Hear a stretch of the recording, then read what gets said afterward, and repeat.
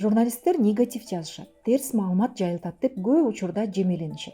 Мисалы, Жогорку Кеңештин төрагасы Нурлан Шакеев интернет сайттарга чыккан жаңылыктардын 90% терс маалымат деп билдирген. Бирок бул чындыкка дал келбээрин буга чейин Булак KG далилдеген. Ал эми министрлер кабинетинин төрагасынын орун басары Эдил Байсалов массалык маалымат каражаттары тууралуу мындай деген: биздин негизги 2-3 редактор күн сайын, саат сайын бүткүл элибизди стресс абалына, чыныгы маалыматтык террорго батырат. Дүйнө жүзү боюнча өлкөнү нерв кылып, коркутуп, жек көрүү сезимин пайда кылган мындай көрүнүш жок. Журналисттердин ишине министрлер кабинетинин төрагасы Акылбек Жапаров дагы нааразы болуп, терс жаңылыктар туристтерди коркутаарын айткан. Ал эми депутат болуп жүргөндө Жапаров орус тилде жаман жаңылыктарга тыюу салууну сунуштап, Грузияны мисал келтирген. Көрсө, ал Грузияда 3 күн жүргөндө бир дагы жаман жаңылыкты окубаптыр. Журналисттерге каршы провокациялык митингдерди уюштурган жарандар дагы аткаминерлердин пикирине кошулат. Тез аттап аталган биздин Telegram, WhatsApp'тагы Маалымат каражаттарына чабуул социалдык тармактарда дагы болуп турат. Башкы телеканал болгон УТРКнын кызматкерлери дагы фейк фабрикалар менен бирге журналисттерди кодулап, сайттардын жабылуусун талап кылып турушат.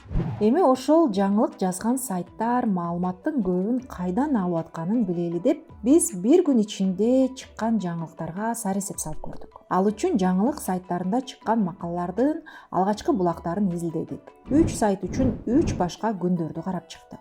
Булак KG сайтына 17 январда, Кактус медиага 18 январда жана 24 KG сайтына 19 январда чыккан жаңылыктарды изилдедик. 17 январда Булак KG сайты 39 жаңылык чыгарды. Бул жаңылыктар кайдан пайда болду? Караколдогу 6 баланын өлүмү тууралуу маалыматты Саламаттык сактоо министрлигине караштуу Төрөт үйү берип атат. Сокулукта 12 килограмм баңги зат табылган тууралуу Ички иштер министрлиги кабарлады. Ал эми Мегакомду 12 миллиард сомго баалады деп Жогорку Кеңештин жыйынында айтылып атат. Ат башыдагы окуучулар онлайн окууга өттү деп Билим берүү министрлиги кабарлап атат. Биз ар бир жаңылыкты ушинтип талдап, атайын таблицага салып көрдүк. Жыйынтыгында жаңылыктардын дээрлик 67% мамлекеттик органдардан, чиновниктер менен депутаттардын билдирүүлөрү, пресс-релиздер болуп чыкты. Ал эми катардагы жарандардан, окурмандардан болгону 15% жаңылык келген. 10% жаңылык башка маалымат каражаттардан алынган.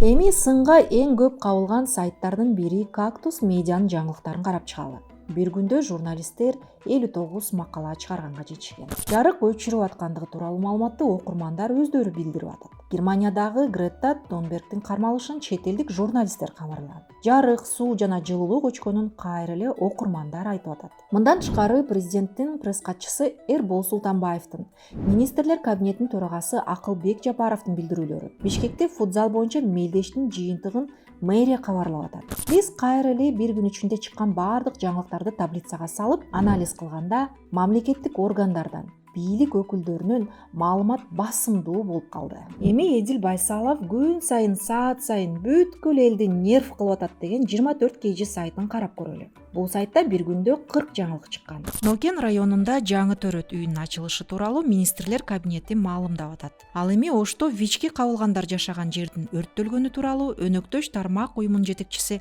Айбар Султангазиев билдирген. Кыргызстан, Өзбекстан, Казакстан жана Россиянын акыйкатчылары биригип, жарандарды кабыл алары тууралуу Кыргызстандын акыйкатчы институту кабарлаган. Кайрадан бардык жаңылыктарды бир иретке келтирип, сары эсеп сала турган болсок, жаңылыктардын 75%-ын бийлик өкүлдөрү өздөрү таратып атканына күбө болобуз. Окурмандар, активисттерден келген жаңылыктар болгону 8%, ал эми коммерциялык компаниялар жана башка маалымат каражаттарынан алынган макалалар 5%дан гана болгон. Өзүңүз күбө болгондой, жаңылыктардын 60-тан 75%га чейинкисин бийлик өзү жаратат экен. Ал эми сиз окуп аткан маалыматты кимдер жаратып атты экен?